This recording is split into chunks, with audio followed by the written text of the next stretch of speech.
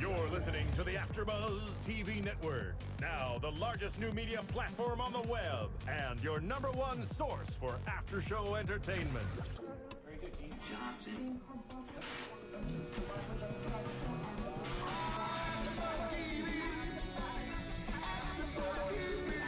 From the AFTERBUZZ Studios in Los Angeles, California, presented by Maria Menounos and Bing.com, and streaming live thanks to Akamai Technologies, this is AFTERBUZZ TV's Defiance After Show.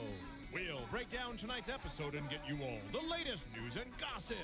And now, another post-game wrap-up show for your favorite TV show. It's AFTERBUZZ TV's Defiance After Show. Child, things are gonna get easier. Ooh, child, things will get brighter. Hey everyone, Bing is for doing, and we're here doing another Defiance After Show. Oh yeah. I am Matt Lieberman, and here with me is the inimitable Scott Moore. Yes. What's up, everyone? Yes. Episode 3 already. Episode 3. I love, and I hope that the trend continues, the trend of ending every episode with an acoustic cover of a 90s song. Yes, this is it's good stuff. Although I'm kind of on the fence. It's a slippery slope. I know. It's a slippery slope there of cheesiness and it's very Grey's Anatomy. Very fine line here. But that I'm they're so into it. Almost crossing it. I'm so into it because it just makes me giggle. I'm liking this show more and more with every episode. I am too. I have to say. Yeah, Definitely am. I was not crazy excited coming off of last week's episode into what looked like a very simple murder plot, but the way that the murders were committed and some of the things that we got to see really made up for it. It did. We didn't. I agree. Yeah, and while we didn't advance the overall mythology of the show, we did get a lot of character development for Irisa, who in many ways I think is our most interesting character. Yes, we did, and I think we got a lot of character development over the past 2 episodes, really, of getting to know who these people are, backstories, everything, like you were saying. So I think it's been good to kind of figure all that out, flesh it out, and then you can move on with more of the mythology. Yeah. So we open with a guy we don't know who winds up being Dalton Taggart. He opens up a lockbox out in the woods somewhere with a pair of red some sweet red Adidas kicks. I was like, I want those. I want those. Some awesome red Adidas. And what looked like an iPod charger. Yeah. He had his iPod shuffle running through. Listening to some classical music running through the forest. Yeah. Although, you know what was interesting was when it first opened, I thought that this was sort of a flashback to maybe when, the first alien... I thought that's what it was going to be, like a cold open, kind of explaining like the backstory of when the aliens first came in. So that's where, I don't know, I was going there. I don't know. As soon as they panned out and we saw wrestling, I'm like, oh man, this guy's gonna get it. Anyone that we don't know on a show who's running in the middle of nowhere by himself in the woods, and you see something going on in the even bushes, before that though, if he's running by himself and we don't know him, he's dead. Oh yeah, absolutely. Yeah, no, definitely. As soon as he was taking out those shoes, I was like, he's gone. He's a goner. He has too many cool things. Yeah, how dare he? How dare he have those wonderful kicks? Yeah. So he got what he deserved, basically. Yeah. Well, as he was running, he passed by our old friends, the Spirit Riders, who came back in a big way this episode, and we saw a little bit of the underlying tension between Irafians and the denizens of Defiance. With that shopkeeper, apparently there was some kind of plague that the Irafians carried at one point that killed several people.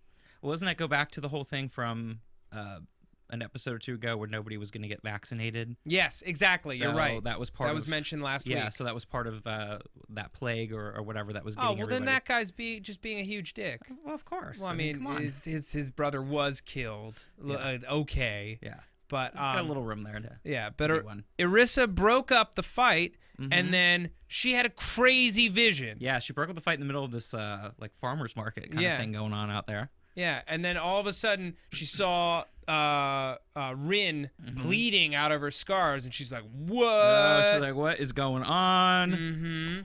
Crazy like flashback type things. Yeah. At first, I was thinking, is this a flashback? What is this? Or is she just going crazy? How does she know? Yeah. And we come to discover, we come to discover that she's been having these visions for years, and Nolan has been telling her that it's post-traumatic stress. Yeah. Which it clearly is not. Yeah, that's what that's what we're saying. Like the whole flashback thing. Like she's having some kind of issues and yeah. But it's cool, and it's a nice piece of mythology to tie into the show. Something that's going to really keep developing long after we figure out who tried to wipe Defiance off the map, and what they're trying to find down there. After that's all wrapped up, we're still gonna have, Irisa. Why has she been marked by the gods? What does that mean for her future? Is she a prophet? Is she an emissary like in Deep Space Nine? I don't know. Yeah, what is the purpose of these powers now? Yeah. I doubt it's just going to be for solving crimes. Yeah, she's going to be using it for something a little more. Yeah.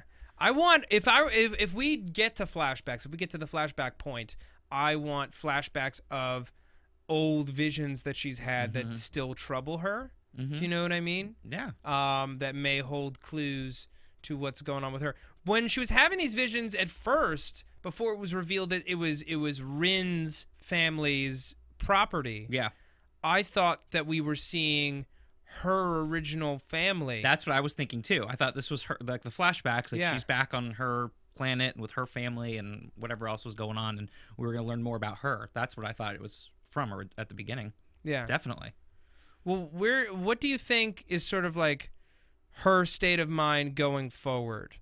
Irisa's state of mind. She's forged a bond with the head of the Spirit Riders, our old friend Steampunk Micarafiant, who is a big, sweaty, glistening man. He certainly is. Yeah. Yeah, I know. I was wondering. I'm like, is there going to be something there going on? I know, and we're such Irisa Tommy shippers. Yeah, I know. But now I'm like, oh man, well, we could throw in a three-way here. Have a little love triangle going on. Let's spice it up. Even though like I'm all for that. Even though Steampunk Arathian, who I'll learn his name eventually, but if you're gonna wear a top hat and goggles, that's your name. Yeah.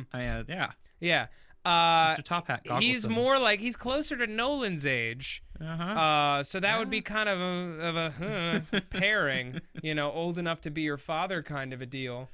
But you can't deny they got chemistry. Right? I'm gonna say if it works, it works. Oh yeah, when she collapsed after having the vision with the hookah and the blue stuff. Yeah, so it's like, what was she taking in that hookah? There was a great for a moment I said this to you. I was like, did this episode just become a PSA against peer pressure? Just say no to drugs, kids. Just say no. Even if it means you can't solve the murder, don't say. You won't be able to get your visions. It's not worth it, kids. Yeah, you don't need to have a vision to have a good time, kids. But she collapsed and he held her gingerly, and I'm like, oh man, that is swarthy.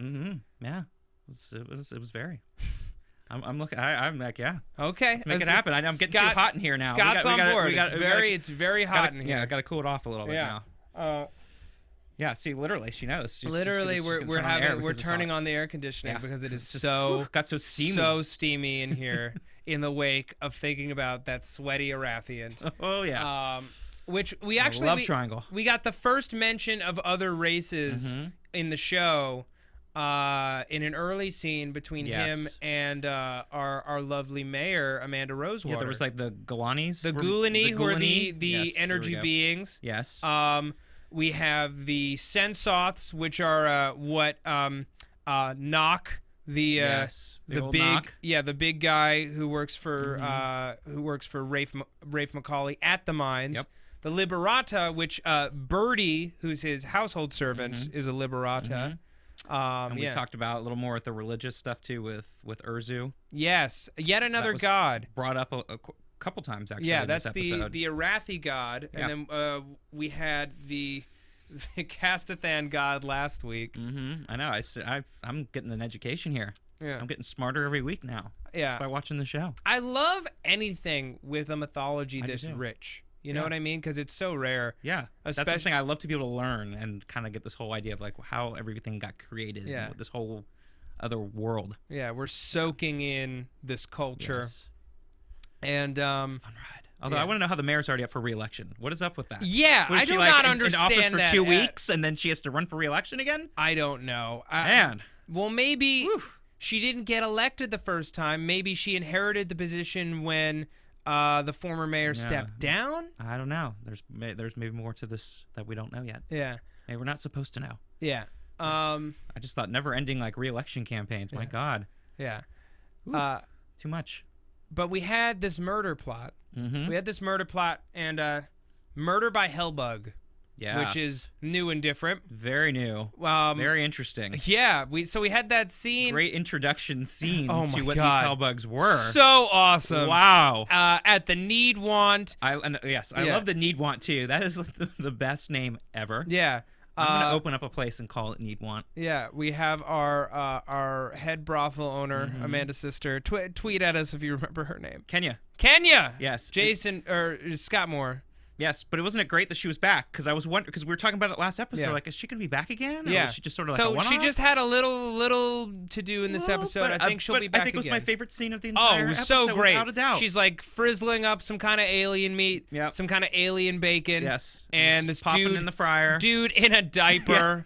Which we lying later back. learned his name, right? It was Boyd Bowen. Boyd Bowen, yes. Boyd Bowen, and he's like In a diaper. Yeah, he wants her to give it to him, but he doesn't say it nice. Now he So calls her, He calls her a bitch. Yep. So she pours hot alien bacon grease all over his chest, Oh yeah. and make sure he remembers the safe word, which he does. It's calamari. Yes. Before, Which is coincidentally my safe word too. yeah. But And then all of a sudden he just starts saying calamari, calamari, Yeah. calamari, and Jaws burst through his chest and rip him him in half. asunder. he was ripped in half. It was awesome. Oh, that was the best scene ever, I think. But what makes it great, what makes it even better, is that we now know this show is willing to go there. Oh, yeah. It was willing to go there in the first 3 episodes. It went there. So we're going to get far more effed up violence. Which Great scene. Yeah, Ugh. like, well, with anything on SyFy that isn't like one of the movies, you know, it's hard to predict where the line of taste is going to be drawn. true. And I appreciate on a show which has some campy elements I do that too. they're also willing to go campy with the violence. And they did. There was the line, and they went right across that And line, they're like, all the way over. They're like, "Hey, line, how's it going? We're Defiance. We're gonna go set up shop over there." That's right, and they Yeah. did. Oh, Oh. best scene to set up Mondays at these 8 hellbugs. o'clock, or is it? Or no, 9 o'clock. Mondays Eastern. Yeah, Mondays at 9 o'clock. See, we're Eastern. lucky. We can watch it at 6. On the Yeah, West Coast. guys. That's right. That's the West Coast. That's right. What West Coast up? rules. Yeah. Yeah. So I mean, that's a way to start off your Monday right there with that scene. That's Yeah. how we got introduced to the Hellbugs. Yeah. How nuts was when they got down to the mines? Yes. And they're rubbing Hellbug Stocko all Which over I love them. that too. That Stocko. Yeah. But like, I want Stocko. Like, I'm glad that they're doing some words, some lingo.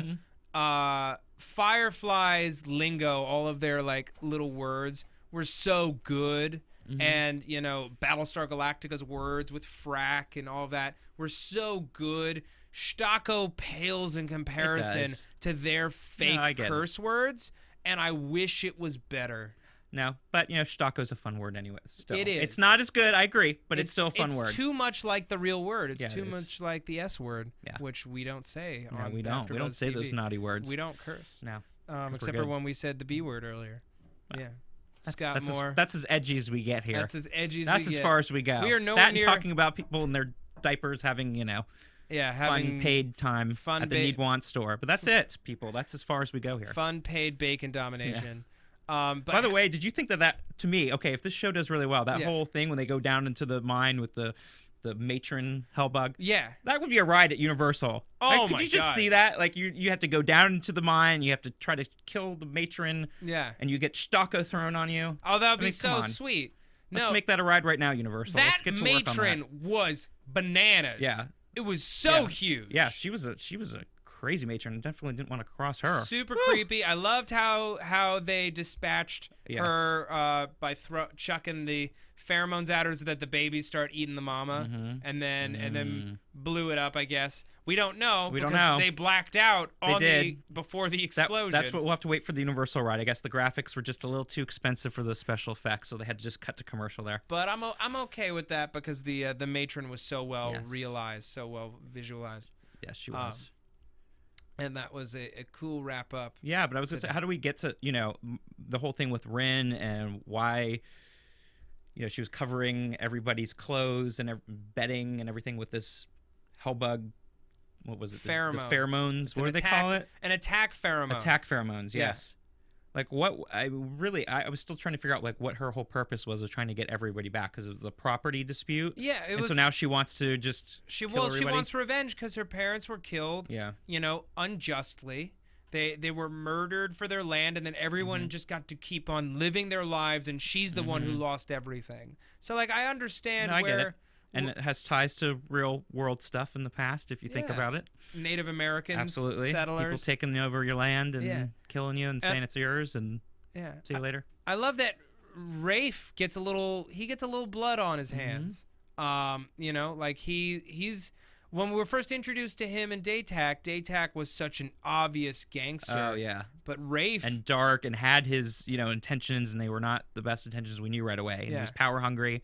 Rafe, you kind of thought, I don't know. He doesn't have it in him. Yeah, I was like, he's flawed, but he's, not like going after power and evil like as obvious as Daytak was. But we learned to find out. It's a big but though, because he didn't ask questions when he got the deed that was signed in English. Like he didn't ask questions. People have died on his watch. Yeah, and he's been okay with it. That's why there's definitely more to him now too that we're learning. I know, and it's exciting. I'm glad that everyone has dirt, everyone has blood, everyone's flawed.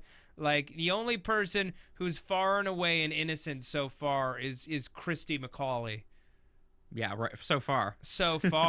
Although she's marrying Alec Tarr. Yes. I'm sure she won't be innocent for long. Yeah. She'll lose her innocence quickly. Now, that was an interesting scene, too, at the very beginning there, where they're in their all-white dining room. Yeah, and she served Votan River Otter. I wonder how that tastes. I wanted to know. And how do you cook it? Yeah, well, apparently, in a very difficult fashion, Daytak was not pleased. He was not. Yeah. And he said it in Castathan how much he hated it, and of course Christy's learning Castathan like a good daughter-in-law. A good daughter-in-law should. Yes. Yeah, so she can communicate with her in-laws. And he's talking about how she's unnatural. She won't even. She bathes alone. What is that? I mean, that is crazy. Who does that? I mean, come on. Ugh. Crazy. Yeah. And I love that whole scene where he's like, well, talking about his son having to learn to control her, and it was just great. You just had that evil kind of interaction again. And it's like it's the third. I feel like there's gonna be one scene per episode, and maybe we'll have like a segment where we watch for this scene where Daytak says something forceful, and then Starma goes up to him and is like, "But you don't understand, my darling." Yes, and plotting. Everything will work out. Yeah, like she did. That was great. And some other all white room in the house. Yes, somewhere. Exactly. And then Alec goes to go comfort Christy, and then Hellbugs pop up, and Christy's the one defending Alec with a torch before Daytak comes in with his little blue knife, which can extend into a freaking sword. Awesome. It can. Yeah. All you have to do is shake it. All you have to do is shake it, and it becomes a freaking sword. It grows into this ginormous thing. You just love innuendo, don't you, Scott? I do. Scott Moore, he loves two things. Three, because you can't forget about the blue. They're having the blue liquid again. Yeah. I was very happy about that. Scott Moore loves three things more than anything else. He loves innuendos, blue glowing stuff, and Defiance. That's right. Yes. Defiance number 1, though. We'll put it in order there. Yeah. The more you know. Exactly. Right, kids. The The more more you know. Mm-hmm. So we got a little play between our two families, and I think after all this, the Tars have placed themselves in a position where they look good to Rafe, and Rafe is now a little more trusting, which will ultimately be his undoing. It will be. Yeah. Absolutely. Although we could always just come in next episode and find out that Rafe is plotting against the Tars to make sure that this wedding doesn't happen, which would be so in character for him, I think. But that remains to be seen. Remains to be seen. I'm wondering. I wonder how long they're gonna stretch out until the actual wedding takes place. Are they gonna wait? I know we talked about this, or is it gonna be earlier in the season? And they're gonna try to button that up and move on to something else. I hope Hard to say. Yeah, I hope they get it out of the way. I hope it's Yeah. not the season finale. Yeah, I know, right? You wedding. drag it out until the very end. And, Yeah, we say that now. That's totally gonna be what happens. So we shouldn't do that. I just want to take a quick moment and talk to y'all about iTunes. Good old iTunes. Yes, please subscribe to the podcast if you haven't already, and tell your friends if they Tell love everybody. if they love Strangers in the Defiance. street. Yeah, Just tell them. we're 3 episodes in, That's right. and I think it's good enough to recommend to friends. Absolutely. And if you recommend this show, you should recommend our show so we can all start talking together. It's available on iTunes. Please subscribe. Please review us and rate us. We don't really have many reviews, and we would love to hear some feedback on the show so far. We love doing it. Absolutely. And, watch us on YouTube and leave us nice comments, please. And it's streaming now, too. It is streaming. If you have a mobile device, you can go to... A smartphone, as it were. Yes, AFTERBUZZTV.com on your mobile device and stream us live. Yeah, on your iPhone and Android devices there. Android tablet. Yeah, so get to it. Cool. Be anywhere. We Yeah. can be anywhere with you now. All right. Any place, anytime. Even in Defiance. That's right. Yes. Okay, so we are going to talk about... we already talked about how cool the Hellbugs were. Oh my gosh, yes. We talked about the Macaulays and the Tars. I want to be a Hellbug now for Halloween, if I can make that happen. I hope that happens. I hope so. If you be a Hellbug for Halloween, I will be your matron. And I will carry around a Hellbug egg purse. Done. I mean, look at that. Hellbug egg purse. I mean, when they had mentioned that too, I was like, I'm in. They're your 3 favorite words Yeah. strung together. Yes. Hellbug, egg, purse. Yes. Let's talk Nolan. He's settled into his role as lawkeeper. He has, and it does. It kind of seems like he settled in not only just the role, but just being in the town, kind of just doing his thing now. Yeah. Yeah. He cares about the people. He knows how it works. He's got a connection with the people now and with the town. Yeah. Yeah. He's telling Tommy to fetch deputies and go and do. And we got some Doc Yule this week. Yes. Which was Yes. I was missing Doc Yule last week. I missed her last week. Yes, Yeah. it was great. Yes, it was good. So it was good. We got some of the other characters that we didn't see last episode. They were back again. Yeah. Yeah, it was great. I want to talk about Nolan's role as Irisa's adoptive father. And we caught a cool parallel between him and our old friend Steampunk with Rin. And he made that comment to Nolan towards the beginning of the episode. He was like, if you were a good enough father, what was it? It was like, Oh, yeah. he we were basically like, oh, took him damn. down. a peg. Yeah, what did he say? I think And we were I thought like, I wrote oh, it down. snap. I don't know exactly what he said, but It's yeah, okay. it was good. Yeah. I thought I wrote it down, but yeah, I was like, oh, that was Yeah. good. He just showed him. He Yeah. put him in his place. But Nolan is starting to realize, I think, that he's losing his grip on his daughter. That he doesn't have as firm of a grasp on her and her trust as he really needs. Yeah, because she even said at one point about her being an alien and that he just doesn't understand. And he made her afraid of that. And I was like, oh my Yeah. God, what a great scene. Yeah. I'm so glad they were really touching on the raw emotion and the relationships between these characters, because it could have been so much drier than that. Yeah, no, you're right. But it also kind of plays to like a real daughter or father relationship, and the daughter is a teenager, kind of gaining her independence, Especially an adopted daughter. Yeah, an adopted. So it kind of, I thought, played very well on that, with that whole thing. So yeah, definitely, I think it's good to have those multi layers there and kind of see her having a different side and him not really quite knowing what to do anymore. Yeah. That this new place has given her more of an independence and more of a freedom to kind of be herself branch out, and, and become herself. And I loved that moment during our Ooh Child montage where she's having a nightmare and he holds her hand, comfort her. Stoic to the end. Nolan, stoic to the end. Yeah. He walked into the need want and he was gonna go over, but Steampunk is whispering in her ear. She got a smile on her face. Uh-oh. Double daddy time. Double daddy time. Oh, wow.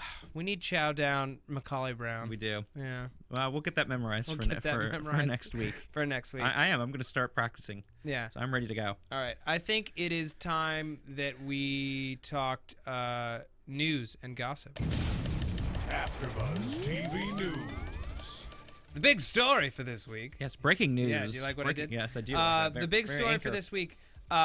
Executive producer Michael Taylor of Defiance is departing the show at the end of its first season, which, if it gets since it's a big investment on the part of Tryon Worlds and SyFy, big transmedia thing, it will likely get a second season despite okay ratings. Yeah. I'm very confident. It was due to some creative differences. I don't think it's necessarily a bad omen for the show. No, I agree. I don't think it's a bad omen. I mean, again, creative differences is a term bandied around all the time here. It's thrown around a lot. Michael Taylor, of course, an executive producer on Battlestar Galactica and Caprica, who may have just been brought in to shepherd the first season. He might have always intended on staying. Yeah, could have just been one and done kind of thing. Here for the first season, lay it out, help them get it together, and then move on. Yeah, and they've done a spectacular job. So wherever he does wind up, we wish him all the best. Yes, we do. Yes, we do. Here at the AfterBuzz family. All right. But now, I think it's time that we talk speculation. Yes. For the weeks to come. We saw a... Yes, my favorite music here. And now, your AfterBuzz TV predictions.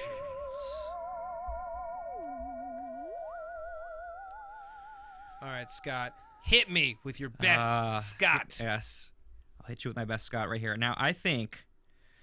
Now, as we move forward, I mean, this is the interesting thing because there's so many different directions we could go in. It's hard to just pick one. Because I was thinking, last week when we had all the other stuff, we're getting all the character things, and we saw what the former mayor was up to, and going down in the mines, and trying to get that explosion out there. Yeah. I mean, I thought we were going to go more on that track again this week. So this was a whole different thing with the Hellbugs. So now I'm trying to think where are we going to go next? Well, I think just taking some context clues from our preview for next week, we saw the mysterious golden thing that Ray found in Luke's secret compartment. Yes, that's true. We did find that at the end of last episode. Yes, so that's coming back. That's definitely coming back. We saw some conflict, I believe, more conflict between Nolan and Irisa, more Tar plotting. Yes, which I imagine there's always going to be conflict with Nolan and Irisa here as she continues to branch out and become more independent, and we learn more about maybe why she has these powers. Yeah, Kenya's back next week. Thank goodness. I believe missing women was mentioned. So we're going to see kind of like more of a need-want plot. I think that... Which I will enjoy. Yeah, down the road, we're going to find out Arisa's destiny. And it's going to be big news. Yes, I think there is definitely obviously something bigger than having these visions just for crime and problem solving here. There is definitely more to that. And I think that we're going to find out more about her birth parents because she couldn't have just... I don't know if you just get picked for these visions or if it's genetic, and I want to know more about her parents, where she came from, what that means. Yes, and hopefully for everyone in Defiance. Go a little bit further and explain some of those backgrounds they've done with some of the characters in the past. And also, I think we saw too that Rafe maybe has a little darker side to him as well. Little gangster side. He's got a little dark side there that we might learn a little bit more in this next episode here. Yeah, he threatens to throw someone in a mine. Yes, all the way down that mine shaft. And it's going to be so cool. Oh, and I just want to quickly give a shout out to one. We had a nice follower all the way from Australia at DODDAS, Shane Dodman, listening to our podcast from way over the other side of the Pacific. Thanks, Shane. Good old Australia. Thank you so much for listening. Yeah. Scott, tell them where they can find you. They can find me on the old Twitter at sman80. That's SMAN80, and also wrapping up Celebrity Apprentice here on Sundays at the good old AfterBuzz. Great. Well, you can find me on Twitter at Matt Lieberman. That's MattLieberman. You can find me here on AfterBuzz on Doctor Who and on Mad Men. And you can find online sketch comedy featuring myself and a lot of very funny people at VLYTV.com. Thank you all so much for watching and listening. From Bing.com, executive producers Maria Menounos, Kevin Undergaro, Phil Svitek, and the entire AfterBuzz TV staff, we would like to thank you for listening to the AfterBuzz TV network. To watch or listen to other after shows and post comments or questions, be sure to visit AfterBuzzTV.com. I'm Sir Richard Wentworth, and this has been a presentation of AfterBuzz TV. Buzz you later. The views expressed herein are those of the hosts only and do not necessarily reflect the views of AfterBuzz TV or its owners or principals.